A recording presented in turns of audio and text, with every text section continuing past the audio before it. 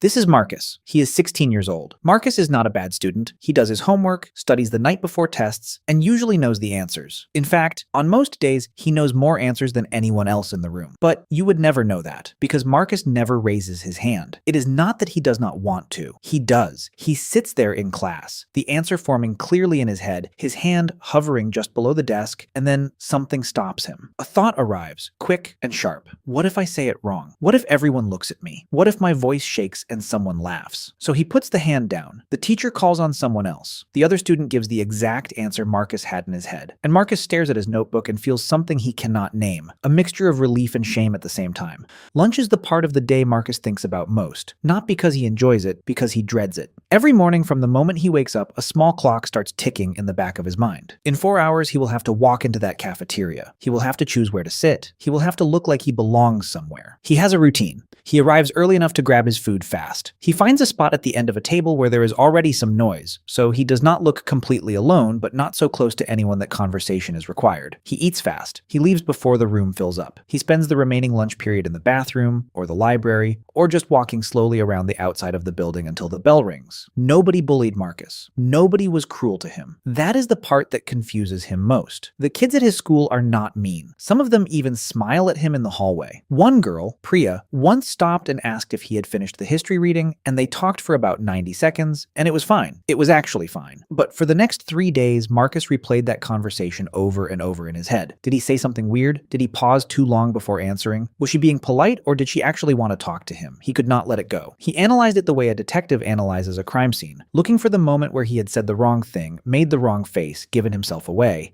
He has not spoken to Priya since, not because he does not want to, because the risk of saying the wrong thing feels, in that moment, completely unbearable. On the last Friday of October, Marcus's English teacher announces a presentation assignment. Each student will present a 5-minute speech to the class in 2 weeks. Marcus does not sleep properly for the next 14 days. He prepares more than anyone. He writes the speech out 4 times. He practices it alone in his room with the door closed, speaking quietly so his parents cannot hear, because even the thought of them listening makes his face go hot. He knows every word. He could recite it backwards. The morning of the presentation, he wakes up with his stomach already turning. By the time he gets to school, his hands are cold. When the teacher starts calling names, he counts how many students are ahead of him. When his name is called, he stands up. His legs feel wrong, his mouth has gone dry. He walks to the front of the room and turns to face 23 people he has known for 3 years. 23 faces, 23 sets of eyes, all of them looking at him. He forgets the first line of the speech he has practiced 100 times. His voice comes out smaller than he expected. He can hear it. He can hear exactly how small it sounds. Someone coughs. He loses his place. He finds it again. He gets through it. He sits back down. His heart is pounding so hard he can feel it in his ears. The teacher says, "Well done." A few people clap. Marcus stares at the desk and thinks about every single thing that went wrong. That night, he searches something on his phone that he has been avoiding searching for a long time. Why do I feel like this around people? He does not expect a real answer. He just needs someone or something to tell him that he is not broken. What he finds changes the way he sees himself completely. It is called social anxiety disorder, and it is not rare. It is not unusual. It is not a sign of weakness or weirdness or being broken in some fundamental way. Social anxiety affects nearly 7% of adults, about 15 million people in the United States alone, and it typically begins around age 13, which means Marcus is not an outlier. He is one of millions of teenagers sitting in classrooms right now, knowing the answer, keeping their hand down, eating lunch in the wrong place,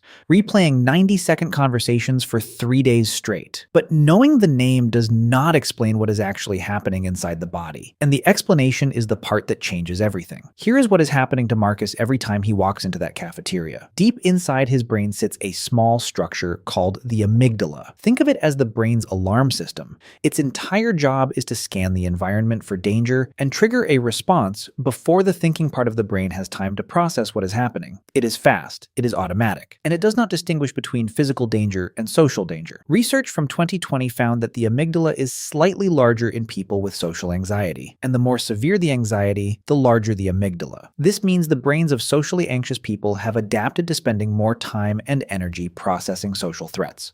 When Marcus stands at the front of the classroom, his amygdala fires.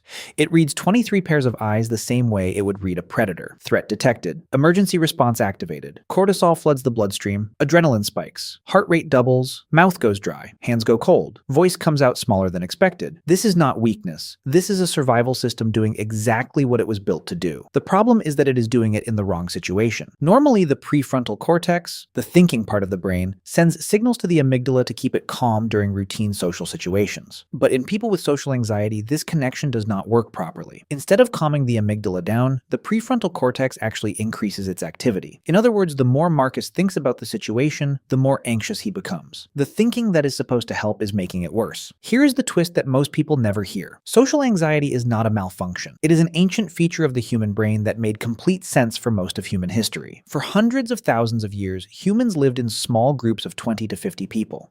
In those groups, social rejection was not just uncomfortable, it was dangerous. If the group stopped accepting you, you lost access to food, shelter, protection, and warmth. Being excluded from the group in the ancient world frequently meant death. So the brain developed a threat response specifically for social situations. Being judged negatively by the people around you triggered the same alarm system as a physical predator. Because in terms of survival consequences, they were the same thing. The problem is that the modern world has changed faster than the brain has. Marcus is not being evaluated for his place in a small survival group. He is giving a 5-minute English presentation to people who will forget it by dinner. But his amygdala does not know that. It is running software built for a world where social judgment could end your life. And it is running that software in a high school classroom in 2024. Researchers studying the evolutionary origins of social anxiety have found that the overwhelming visibility of social comparisons in modern societies, social media, public performance, constant evaluation, may act as psychological stressors that push already sensitive alarm systems into overdrive. Marcus is not broken. He is running ancient survival software in a world it was never designed for. A 2020 study across 7 countries found that more than 1 in 3 young people between 16 and 29 meet the threshold for social anxiety disorder. And 1 in 6 of those people did not even realize they had it. They just think they are bad at being around people. They think everyone else finds it easy. They think something is wrong with them specifically, some personal flaw they cannot identify or fix. But social anxiety is not a personality flaw. It is a measurable, documented difference in how the brain processes social information, and it responds to treatment. Cognitive behavioral therapy, a form of therapy that slowly retrains the brain's response to social situations, shows substantial improvement in about 60% of people who try it. The amygdala that grew larger to process social threats can be calmed. The prefrontal cortex that is amplifying the alarm instead of quieting it can be retrained. The brain that spent years learning to read social situations as danger can learn, slowly and with help, to read them differently. Marcus is still 16. He still dreads presentations. He still eats lunch at the end of the table. But he knows something now that he did not know before. The feeling is not a flaw. It is a system, a very old system, built for a world that no longer exists, running in a body that never asked for it. And systems can be understood. Systems can be worked with. Systems can, over time, be changed. If you recognized yourself in Marcus today, if you know the feeling of the hand that almost went up, the cafeteria that feels impossible, the conversation you replayed for 3 days, then you already know something important. You are not alone. You are not broken. You are one of millions of people whose brain is working too hard to keep you safe in situations that are not actually dangerous. The alarm is loud, but it is lying to you. And knowing that is the first step to turning the volume down.